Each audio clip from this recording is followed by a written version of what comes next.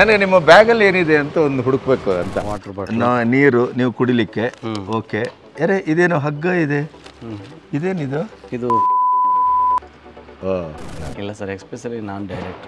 ಹಾಂ, ಡೈರೆಕ್ಟ್ರಾ? ಹೌದು ಸರ್. ಓಹೋ, ನೀವು ಡೈರೆಕ್ಟ್ರಾ? ಹೌದು ಸರ್, ಹೌದು. ಡೈರೆಕ್ಟರ್ ಆಗಿ ಈ ಕೆಲಸ ಮಾಡ್ತಾ ಇದ್ದೀರಾ?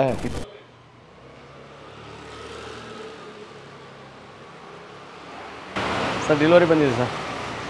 ಹಾಂ, ಈಗ ಬಂದೆ ಬಂದೆ ಬಂದೆ.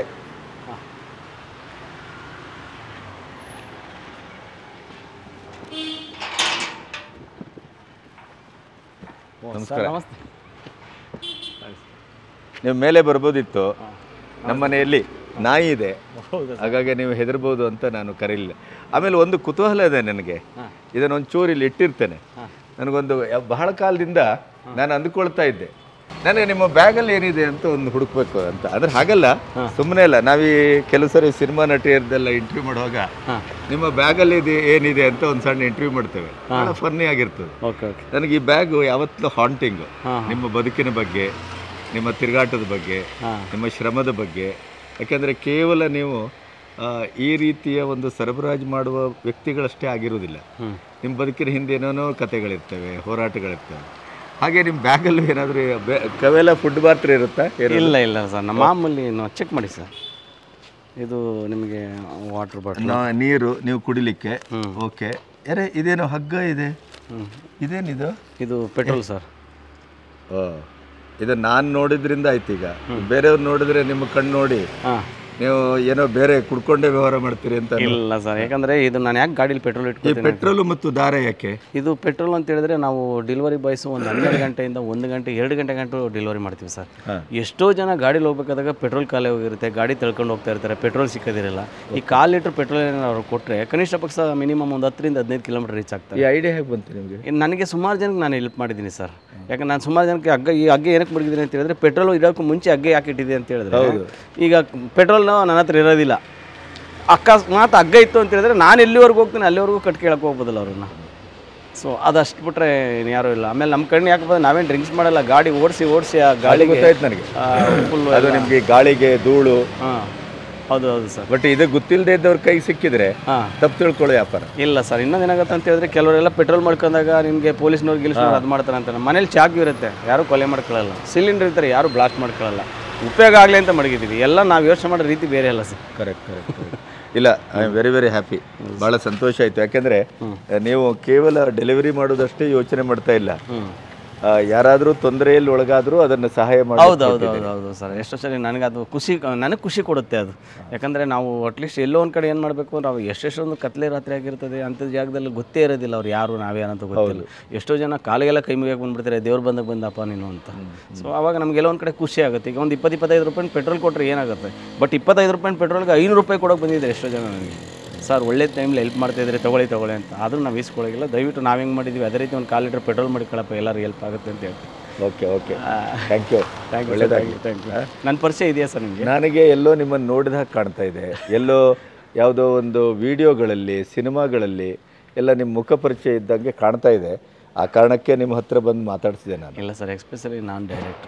ಹಾಂ, ಡೈರೆಕ್ಟ್ರಾ? ಹೌದು ಸರ್. ಓಹೋ. ನಾನು ಸುಮಾರು ಅಮೂಲ್ಯ ರತ್ನ, ಹಾರುಷಿ ಅಂತ 2 ಸಿನಿಮಾ ಡೈರೆಕ್ಟ್ ಮಾಡಿ ನಾನು ಇಂಡಸ್ಟ್ರಿಗೆ ಬಂದಿದ್ದೆ ಡೈರೆಕ್ಟರ್ ಆಗಬೇಕು ಅಂತ. ಬಟ್ ಸ್ವಲ್ಪ ಶಾರ್ಟ್ ಮೂವೀಸ್ ಎಲ್ಲ ಮಾಡಿದ್ದೀನಿ. ನೀವು ಡೈರೆಕ್ಟ್ರಾ? ಹೌದು ಸರ್, ಹೌದು. ಡೈರೆಕ್ಟರ್ ಆಗಿ ಈ ಕೆಲಸ ಮಾಡ್ತಾ ಇದ್ದೀರಾ? ಇಲ್ಲ ಸರ್, ನಾನು ಯಾಕಂದರೆ ಜಾಬ್ಗೆ ಏನಾದ್ರು ಹೋಗ್ಬಿಟ್ರೆ ನಾವು ಸುಮಾರು ಜನಕ್ಕೆ ಏನಾಗುತ್ತೆ ಅಂದರೆ, ನಮಗೆ ಒಂದು ಸಂಬಳ ಕೊಡ್ತಾರೆ ಅಂತ ಅನ್ಕೊಳ್ಳಿ, ಅಲ್ಲಿ ಟೈಮ್ ಫ್ರೀಡಮ್ ಇರಲ್ಲ, ಫೈನಾನ್ಸ್ ಫ್ರೀಡಮ್ ಇರಲ್ಲ, ನಮ್ಮ ಕನಸೆಲ್ಲ ಸತ್ತೋಗ್ಬಿಡುತ್ತೆ. ಹಾಗಾಗಿ ನಾವು ಯಾಕೆ ಈ ಫೀಲ್ಡಿಗೆ ಬಂದಿದ್ದೀವಿ ಅಂತ ಹೇಳಿದಾಗ, ಇಲ್ಲಿ ನನ್ನ ಜೊಮೊಟೋನ ಯಾವಾಗ ಬೇಕು ಅವಾಗ ನಾನು ಮಾಡ್ಬೋದು, ಆನ್ಲೈನಿಂದ ಆಫ್ಲೈನ್ಗೆ ಬರ್ಬೋದು. ಇವಾಗ ನನಗೆ ಎಷ್ಟೋ ಜನಕ್ಕೆ ಏನಾಗುತ್ತೆ ಅಂದರೆ, ನಿಮ್ಮಂಥವ್ರು ನಮಗೊಂದೊಂದು ವೇದಿಕೆ ಕೊಟ್ಟರೆ ನಮ್ಮ ಡ್ರೀಮ್ಸ್ ಏನಿದೆ ಅಂತ ಶೇರ್ ಮಾಡ್ಕೋಬೋದು. ಇಲ್ಲ, ನನಗೀಗ ನೀವು ಕೇಳ್ಬೋದು, ಈಗ ಏನು ನೀವು ಡೈರೆಕ್ಟ್ರಾ ಅಂತ ನೀವು ಕೇಳಿದ್ದೆ ನಿಮಗೆ ಹರ್ಟ್ ಆಯ್ತಾ ಏನೋ ಗೊತ್ತಿಲ್ಲ. ಡೈರೆಕ್ಟ್ರ್ ಆದವರೋ ಇನ್ನೊಬ್ಬರೋ ಅಥವಾ ನಾನು ಜರ್ನಲಿಸ್ಟ್ ಆದವನೋ ನಾನಿಲ್ಲಿ ಈ ಕೆಲಸ ಮಾಡಬಾರ್ದು ಅಂತೇನಿಲ್ಲ.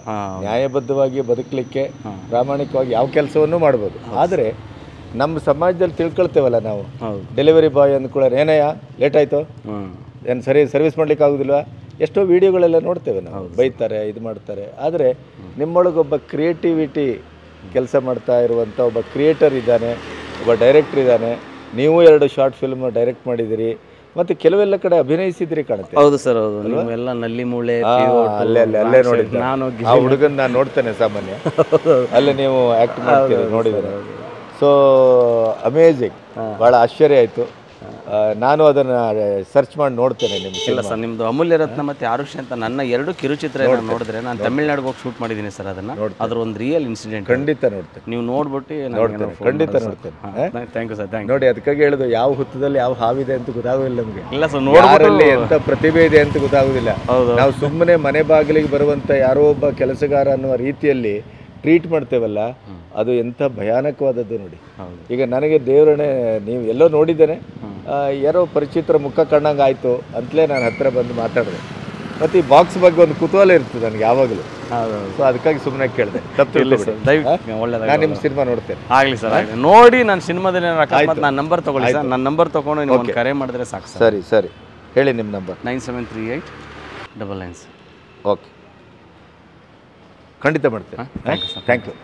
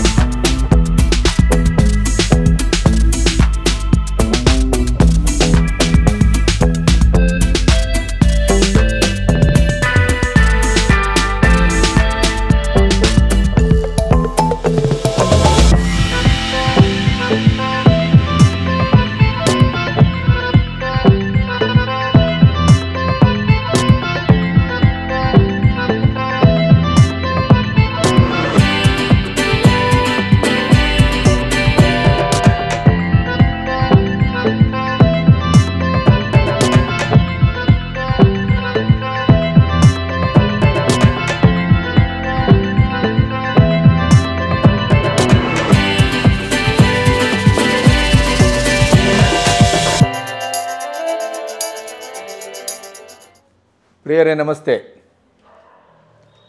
ನಾನು ಇವತ್ತೊಂದು ಹೊಸ ರೀತಿಯ ಒಬ್ಬ ವ್ಯಕ್ತಿಯನ್ನು ಭೇಟಿಯಾದೆ. ನೀವು ಅದರ ಝಲಕ್ಕನ್ನು ನೋಡಿದಿರಿ. ಇದು ಯಾವುದು ನಿಮ್ಮೊಟ್ಟಿಗೆ ಒಂದು ಕಾರ್ಯಕ್ರಮ ಮಾಡಬೇಕು ಅಥವಾ ಯಾರನ್ನೋ ಪರಿಚಯಿಸಬೇಕೋ ಆ ಥರದ ಉದ್ದೇಶದಿಂದ ಮಾಡಿದ್ದಲ್ಲ. ನಾನು ಈ ಬೆಂಗಳೂರಿನಲ್ಲಿ ತಿರುಗಾಡುವಾಗ ನನ್ನನ್ನು ತೀರಾ ಹಾಂಟ್ ಮಾಡೋದು ಒಂದು ಕೆಲವು ವ್ಯಕ್ತಿಗಳು, ಕೆಲವು ಪ್ರಕ್ರಿಯೆಗಳು. ಅದರಲ್ಲಿ ಒಂದು ಅನುಗಾಲವೂ ರೋಡಲ್ಲಿ ನಿಂತು ಸಾರ್ವಜನಿಕ ಸೇವೆಯನ್ನು ಮಾಡುವಂಥ ಟ್ರಾಫಿಕ್ ಪೊಲೀಸರು, ಆ ಫುಟ್ಪಾತ್ನಲ್ಲಿ ವ್ಯವಹಾರ ಮಾಡಿಕೊಂಡು ಬದುಕಿಕೊಂಡು ಏನೇನೋ ಬದುಕನ್ನು ಸಾಗಿಸುವಂಥವರು, ಕಸ ವಿಲೇವಾರಿ ಮಾಡುವಂಥವರು. ಅದರ ಮಧ್ಯೆ ಈಗಿನ ಆಧುನಿಕ ಜಗತ್ತಲ್ಲಿ ನನಗೆ ತುಂಬ ಕಾಡುವವರು ಈ ಡೆಲಿವರಿ ಬಾಯ್ಸ್. ಅವ್ರ ಬಗ್ಗೆ ಬೇರೆ ಬೇರೆ ವಿಡಿಯೋಗಳನ್ನು ನೋಡಿದ್ದೇನೆ. ಅವರನ್ನು ಬಹಳ ತುಚ್ಛೀಕರಣದಿಂದ ನೋಡೋರು ನೋಡಿದ್ದೇನೆ. ಸ್ವಲ್ಪ ಲೇಟ್ ಆದರೆ ಅಥವಾ ಏನಾದರೂ ಆಹಾರ ತೊಂದರೆ ಆದರೆ ಅವರನ್ನು ಮ್ಯಾನ್ ಹ್ಯಾಂಡಲ್ ಮಾಡಿದ್ದನ್ನು ಗಮನಿಸಿದ್ದೇನೆ. ಅವಾಚ್ಯ ಶಬ್ದಗಳಿಂದ ಬೈದದ್ದನ್ನು ಗಮನಿಸಿದ್ದೇನೆ. ಹಾಗಾಗಿ ಇವರ ಬದುಕು ನನಗೆ ತುಂಬ ಕುತೂಹಲದ ಪ್ರಶ್ನೆಗಳನ್ನು ಕಾಡ್ತಾ ಇದೆ. ಎಷ್ಟೋ ಜನ ಈ ಥರದ ಬದುಕನ್ನು ಮಾಡಿಕೊಂಡೇ ಬಹಳ ಉನ್ನತವಾದಂಥ ಹುದ್ದೆಗೆ ಬಂದವರನ್ನು ನೋಡಿದ್ದೇನೆ. ಇದೇ ಥರದ ಉದ್ಯೋಗವನ್ನು ಮಾಡಿ ರೇಪಿಸ್ಟ್ಗಳಾದದ್ದವರನ್ನು ನೋಡಿದ್ದೇನೆ. ಮತ್ತು ಕಳ್ಳತನ ಮಾಡುವವರನ್ನು ಗಮನಿಸಿದ್ದೇನೆ. ಹಾಗಾದರೆ ಇವರು ಯಾರು? ಈಗ ನಿಮಗೆ ಪ್ರಮಾಣಬದ್ಧವಾಗಿ ಇವರ ಪ್ರವೃತ್ತಿ ಮತ್ತು ಗುಣನಡತೆಯ ವಿಷಯದಲ್ಲಿ ಯಾವುದು ಹೆಚ್ಚಿದೆ? ಕೆಡುಕೋ ಅಥವಾ ಆಕ್ಷೇಪಾರ್ಹವಾದದ್ದೋ, ಸಮಾಜಕ್ಕೆ ದ್ರೋಹ ಮಾಡುವಂಥದ್ದೋ, ಅಥವಾ ಸಮಾಜವನ್ನು ಸಂಸ್ಕೃತಿಯನ್ನು ದೃಷ್ಟಿಯಲ್ಲಿಟ್ಟುಕೊಂಡು ಯಾವ್ಯಾವುದೋ ಮೂಲದಿಂದ ಬಂದು ತಮ್ಮ ಹವ್ಯಾಸವನ್ನು, ತಮ್ಮ ಉದ್ದೇಶವನ್ನು ಈ ಬೆಂಗಳೂರು ಮಹಾನಗರದಲ್ಲಿ, ಇದೊಂದು ಸಾಗರ ಸದೃಶ, ಇಲ್ಲಿ ಯಾರಿಗೂ ಐಡೆಂಟಿಟಿ ಇಲ್ಲ. ಆದರೆ ಇದೇ ಸಾಗರದಲ್ಲಿಯೇ ಯಶ್ರಂಥವ್ರು ಬರ್ತಾರೆ, ಉಪೇಂದ್ರನಂಥವ್ರು ಬರ್ತಾರೆ, ದರ್ಶನ್ ಅಂತವ್ರು ಬರ್ತಾರೆ, ಅಥವಾ ನಮ್ಮ ಸುಧಾಮೂರ್ತಿ, ನಾರಾಯಣಮೂರ್ತಿ ಅಂಥವರನ್ನು ನಾವು ವಿಶ್ವಶ್ರೇಷ್ಠರನ್ನಾಗಿ ಕಾಣ್ತೇವೆ, ಎಲ್ಲರೂ ನೋಡ್ತೇವೆ. ಹೀಗೆ ಉದಾಹರಿಸ್ತಾ ಹೋದರೆ ಆ ಗಂಟೆಗಟ್ಟಲೆ ನಾವು ಹೆಸರಿಸ್ಬೋದು. ಹಾಗಾಗಿ ಈ ಡೆಲಿವರಿ ಬಾಯ್ಸ್ಗಳು ಕೇವಲ ನಮಗೆ ಕಾಣುವ ಚಿತ್ರಗಳಷ್ಟೇ ಸತ್ಯನಾ ಅಥವಾ ಅದರ ಆಚೆ ಏನಾದರೂ ಇದೆಯೋ ಅಂತ ನನಗೆ ಕುತೂಹಲ ಕಾಡ್ತಾನೇ ಇತ್ತು. ಇವತ್ತು ಏನೋ ಮನೆಯಲ್ಲಿ ಹೇಳಿದರು, ಏನೋ ಸ್ವೀಟ್ ಬೇಕು, ಇನ್ನೊಂದು ಬೇಕೋ ಏನೋ ಬೇಕು ಹೇಳಿದರು. ಸುಮ್ಮನೆ ಬುಕ್ ಮಾಡಿದೆ ನೋಡೋಣ ಅಂತ. ನಮ್ಮ ಮನೇಲಿ ಒಂದು ಪುಟ್ಟ ನಾಯಿ ಇದೆ. ಹಾಗಾಗಿ ನಾವು ಯಾರಾದರೂ ಬಂದರೆ, ನನ್ನ ಮಗಳಿದ್ದರೆ ಅವಳೇ ಹೋಗ್ತಾಳೆ, ಮಿಸ್ಸಸ್ ಹೋಗ್ಲಿಕ್ಕಾಗೋದಿಲ್ಲ, ಅವಳಿಗೆ ಸ್ವಲ್ಪ ಕೆಲವು ಸಮಸ್ಯೆಗಳಿದೆ, 2 ಮಾಡಿ ಹತ್ತಬೇಕು. ಇವತ್ತು ನಾನೊಂದು ಇಂಟರ್ವ್ಯೂ ಹೋಗಬೇಕಾದಂಥ ಸಂದರ್ಭದಲ್ಲಿ ಅದು ಬಂತು, ನನಗೆ ಫೋನ್ ಬಂತು. ಹಾಗಾಗಿ ನಾನೇ ಕೆಳಗೆ ಹೋದಾಗ ನಾನು ಯಾವ ರೀತಿ ಮಾತಾಡಿದೆ ಅನ್ನೋದನ್ನು ನೀವು ಗಮನಿಸಿದ್ದೀರಿ. ಆಮೇಲೆ ಬಂದು ಈ ಅಮೂಲ್ಯ ರತ್ನವನ್ನು ನೋಡಿದೆ. ಅಮೂಲ್ಯ ರತ್ನ ಅಂತ ಆದಾಗ ನಿಮಗೆ ಅಥವಾ ನನಗೆ ಯುವರತ್ನನೇ ನೆನಪಾಗೋದು. ಯಾಕೆಂತಂದರೆ ಅದು ನಮ್ಮ ಮನಸ್ಸಿನಲ್ಲಿ ಉಳಿದಂಥ ಕೊನೆಯ ಸಿನಿಮಾ. ಆದರೆ ಈ ಯುವರತ್ನಕ್ಕೆ ಪರ್ಯಾಯವಾಗಿ ಅಮೂಲ್ಯ ರತ್ನ ಏನು? ನಮ್ಮಲ್ಲಿ ಕಾಪಿ ಪೇಸ್ಟ್ ಮಾಡೋದು ನೋಡಿದ್ದೇವೆ ನಾವು. ಜನಪ್ರಿಯವಾದಂಥ ಟೈಟ್ಲನ್ನು, ಜನಪ್ರಿಯವಾದಂಥ ಕಥನವನ್ನು ಅದರ ಹೆಸರಿನಿಂದ ಹಿಡಿದು ಬಸರಿನವರೆಗೆ ನಾವು ಕಾಪಿ ಮಾಡ್ತೇವೆ. ಆದರೆ ಇದು ಅದಲ್ಲ. ರತ್ನ ಅನ್ನೋದು ಅವರ ಭಾವನಾತ್ಮಕವಾದಂಥ ಒಳಗುದಿಯ ಒಂದು ಪ್ರತೀಕ, ಅದು ಅನ್ವರ್ಥನಾಮ. ಈ ಅಮೂಲ್ಯ ರತ್ನನ ಕಥೆಯೇನು ಅಂತ ಭಾವಿಸಿದರೆ, ಇದು ಒಬ್ಬ ಪುನೀತ್ ರಾಜ್ಕುಮಾರ್ ನಮಗೆ ಬಿಟ್ಟು ಹೋದಂತಹ ಒಂದು ಬದುಕಿನ ಅಮೂಲ್ಯತೆಯ, ಅವರ ಬದುಕಿನ ಚಹರೆಯ, ಅವರ ನಾಮಮಂತ್ರದ ಭಾಷಾತೀತವಾದ, ಗಡಿಯಾಚೆಯ, ಗಡಿಯ ಒಳಗಿನ, ದೇಶದಾಚೆಯ, ದೇಶದ ಒಳಗಿನ, ಇವತ್ತು ಕರ್ನಾಟಕ ಅಂತಲ್ಲ, ನೀವು ಭಾರತದ ಯಾವುದೇ ಮೂಲೆಯಲ್ಲಿ ಹೋದರು ಪುನೀತ್ ರಾಜ್ಕುಮಾರ್ ಅಂತಂದಾಗ ಕಣ್ಣು ತುಂಬಿಸಿಕೊಳ್ಳುವ ಜನರನ್ನು ನಾನು ನೋಡಿದ್ದೇನೆ.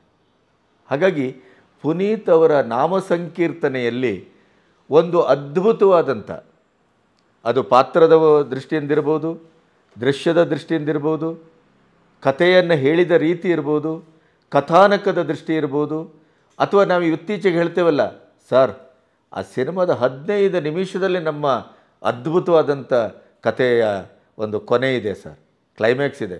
ಕ್ಲೈಮ್ಯಾಕ್ಸ್ ಅಂದರೆ ಅದ್ಭುತ ಸರ್. ಈ ಸಿನಿಮಾದ ಕ್ಲೈಮ್ಯಾಕ್ಸ್ ನೀವು ನೋಡಬೇಕು ಸರ್. ಇದು ಕಾಂತಾರದ ಪ್ರಭಾವ, ಕಾಂತಾರದಿಂದ ಹುಟ್ಟಿದಂಥ ಈ ಪರಂಪರೆ. ಇದು ಕ್ಲೈಮ್ಯಾಕ್ಸಿನಲ್ಲಿ ಸಿನಿಮಾ ಇದೆ ಅನ್ನೋದು. ನನಗೆ ಈ ಹುಡುಗ, ನಾನೇನೋ ಒಂದು ಆರ್ಡ್ರ್ ಮಾಡಿದ್ದೆ, ಅದನ್ನು ತಗೊಳ್ಳುವಾಗ ನನಗೆ ಆ ಬಾಕ್ಸಿನ ಬಗ್ಗೆ ಕುತೂಹಲ, ಆ ವ್ಯಕ್ತಿಗಳ ಬಗ್ಗೆ ಕುತೂಹಲ, ಅವರ ದಿನಚರಿಯ ಬಗ್ಗೆ ಕುತೂಹಲ. ಈ ಕುತೂಹಲವನ್ನು ಸಾತ್ವಿಕವಾಗಿ ಅವರ ಹತ್ರ ನಾನು ಕೇಳಿದೆ. ಅವ್ರು ಏನೇನು ಹೇಳಿದರು, ಅವರಲ್ಲಿದ್ದಂಥ ಒಂದು ಸಾಮಾಜಿಕವಾದಂಥ ಸಹಾಯದ ಮನೋಭಾವವನ್ನು ನೀವು ನೋಡಿದಿರಿ. ಕೇವಲ ಪೆಟ್ರೋಲು ಹಗ್ಗ ಅಲ್ಲ ಅದು. ಅದು ಒಂದು ಆತ್ಯಂತಿಕ ಸಮಯದಲ್ಲಿ ಇನ್ನೊಬ್ಬರಿಗೆ ನಾನು ಒದಗುವ ರೀತಿ, ಅಂಥ ಒಂದು ಮನೋಭಾವದ ಈ ಹುಡುಗ ಮಾಡಿದಂಥ ಈ ಕಿರುಚಿತ್ರ ಇದೆಯಲ್ಲ, ದಯವಿಟ್ಟು ನೀವೆಲ್ಲರೂ ನೋಡಬೇಕು. ಇದೊಂದು ಸಶಕ್ತವಾದಂಥ ಚಿತ್ರ. ಒಬ್ಬ ನಿರ್ದೇಶಕನಾಗಿ ಅವನು ನಾಳೆ ಬೆಳೆತಾನೆ ಅನ್ನೋದರ ಸೂಚನೆಯ ಚಿತ್ರ. ಆ ಒಂದು ಭರವಸೆಯನ್ನು ಮೂಡಿಸಿದ ಚಿತ್ರ. ಕೇವಲ ನನಗೆ ಒಬ್ಬ ಡೆಲಿವರಿ ಬಾಯ್ ಅಲ್ಲಿ ನಿಂತು ನನ್ನ ಹತ್ರ ಮಾತಾಡಿದ್ದಕ್ಕಾಗಿ ನಾನು ಇಷ್ಟನ್ನು ಹೇಳ್ತಾ ಇಲ್ಲ. ಆರುಷಿ ಅಂತಲೂ ಒಂದು ಸಿನಿಮಾ ಮಾಡಿದ್ದಾರೆ ಅವರು. ಈ 2 ಸಿನಿಮಾದ ಮೂಲಕ ಚಿತ್ರರಂಗದಲ್ಲಿ ಯಾರಾದರೂ ಇವರಿಗೆ ಅವಕಾಶ ಕೊಡುವಂಥ ಒಂದು ಆಸೆ, ಆಕಾಂಕ್ಷೆ, ಕುತೂಹಲ ಇದ್ದವರಿದ್ದರೆ ದಯವಿಟ್ಟು ಈ ಹುಡುಗನಿಗೆ ಅವಕಾಶ ಕೊಡಿ. ಯಾಕೆಂತಂದರೆ ಅಷ್ಟು ಸಮರ್ಥವಾಗಿ ಈ ಒಂದು ಕಿರುಚಿತ್ರವನ್ನು ಅವರು ನಿರೂಪಿಸಿದ್ದಾರೆ. ನಿಜಕ್ಕೂ ಕ್ಲೈಮ್ಯಾಕ್ಸನ್ನು ನೀವು ಊಹೆ ಮಾಡೋದಿಲ್ಲ. ಈ ಜಗತ್ತಿನಲ್ಲಿ ಪುನೀತಿನ ಒಂದು ನಾಮವನ್ನು, ಅವರ ಪ್ರೀತಿಯನ್ನು, ಆ ಮೌಲ್ಯವನ್ನು ಇಟ್ಕೊಂಡು ಒಂದು ಕಿರುಚಿತ್ರವನ್ನು ಈ ರೀತಿಯೂ ಮಾಡ್ಬೋದೇ ಅಂತ ನನಗೆ ಬಹಳ ಒಂದು ಕೌತುಕವನ್ನು ಕೆರಳಿಸಿದ್ದರಿಂದಲೇ ನಾನು ನಿಮ್ಮೊಟ್ಟಿಗೆ ಇಷ್ಟು ಮಾತಾಡ್ತಾ ಇದ್ದೇನೆ. ಈ ಹುಡುಗನನ್ನು ನಿಮ್ಮ ಎದುರು ಕರೆತೇನೆ, ಮಾತಾಡಿಸ್ತೇನೆ. ಅವರ ಇಡೀ ಬದುಕು, ಅವರ ಒಳಗಿನ ಕೃತುಶಕ್ತಿ, ಕ್ರಿಯಾಶಕ್ತಿ ಮತ್ತು ಕ್ರಿಯಾಶೀಲತೆ ಇವೆಲ್ಲವನ್ನು ಅನಾವರಣಗೊಳಿಸಬೇಕು ಅಂತ ನಾನು ತೀರ್ಮಾನ ಮಾಡಿದ್ದೇನೆ. ಅನ್ಸಂಗ್ ಹೀರೋಸ್ ಇವರೆಲ್ಲ. ಇವರು ಹೀರೋಗಳಾಗಿಲ್ಲ, ಹೀರೋಗಳಾಗಿದ್ದಾರೆ. ಹೀರೋಗಳನ್ನು ಆಗಿಸಲು ಬಲ್ಲರು. ಹಾಗಾಗಿ ಈ ಸಿನಿಮಾದ ವಿಕ್ಷಿಪ್ತವಾದಂಥ ವಿಚಿತ್ರವಾದ ಜಗತ್ತಿಗೆ ಯಾವ್ಯಾವ ಮೂಲದಿಂದ ಎಲ್ಲೆಲ್ಲಿಂದ ನದಿಯಾಗಿ ಹರಿದು ಬಂದು ಈ ಸಾಗರವನ್ನು ಸೇರ್ತಾರೋ ನನಗೆ ಗೊತ್ತಿಲ್ಲ. ಅಂಥದ್ರಲ್ಲಿ ಈ ಹುಡುಗ ಒಬ್ಬ. ನಾನಿವರನ್ನು ಮಾತಾಡಿಸ್ಬೇಕು ಅಂತ ಈಗ ಅಂದ್ಕೊಂಡಿದ್ದೇನೆ. ಹಾಗಾಗಿ ನನ್ನ ಸ್ಟುಡಿಯೋಕ್ಕೆ ಅವರನ್ನು ಕರೆದಿದ್ದಾರೆ. ಅವ್ರು ಬರ್ತಾರೆ, ಅವರೊಟ್ಟಿಗೆ ಮುಖಾಮುಖಿ ಆಗೋಣ. ನೀವು ಅದನ್ನು ನಿರೀಕ್ಷೆ ಮಾಡಿ.